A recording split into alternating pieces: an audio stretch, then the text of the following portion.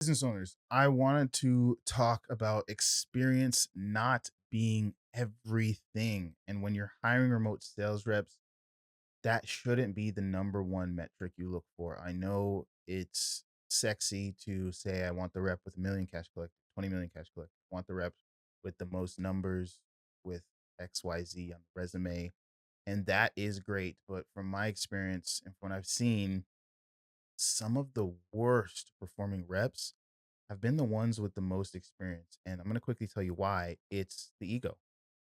The ego, because they believe that the way they've been selling will always work anywhere they go. And your organization is a lot different from the organizations that they've sold in, from the times that they sold it in, from just the landscape of how prospects treat remote sales calls. Maybe, they're more sophisticated, whatever. There's so many different factors that determine, with the style of marketing to the what's going on in the world to everything, that determines how prospects show up to calls. And if you've got a sales rep that's stuck in their ways because it used to work, and they refuse to move forward with the way that you're showing them is actively working, then they're just not going to perform well in most cases.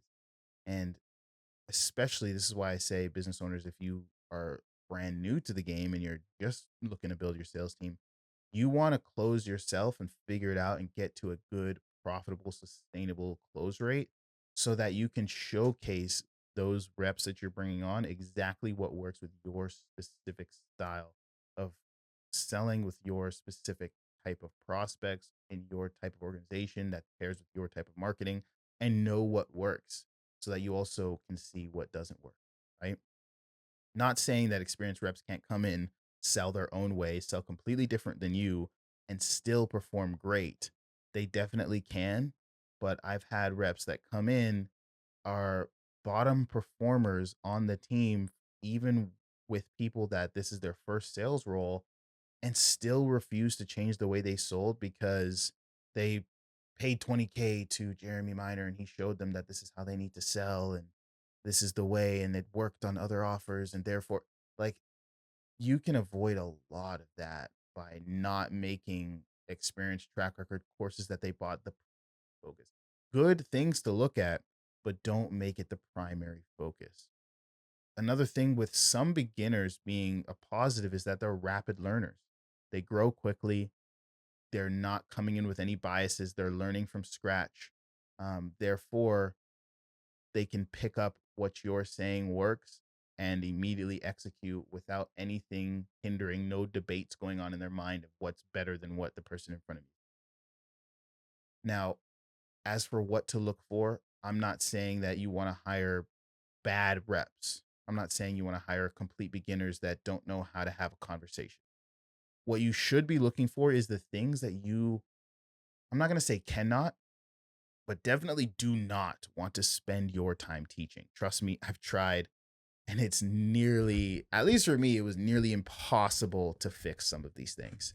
You want to hire for general communication skills, right? Tonality, genuineness, the ability to build trust, being unafraid to challenge. Some of these things just come natural to some people. Desire to hunt for their deals, hunt for their work, eat what they kill, an athlete mentality. Like, a lot of these things we're going to talk about in the next video. But if you hire for base communication skills, that is huge. That's what's going to make the biggest difference, because you can't teach someone. You can't teach someone how to come across as genuine. You can try, but it's going to take a lot more effort than is necessary when someone. I'm going to leave it there for this one. Just know the track record as isn't everything. The next video, I'm going to go over what to look for exactly, and we'll go more in detail. You guys.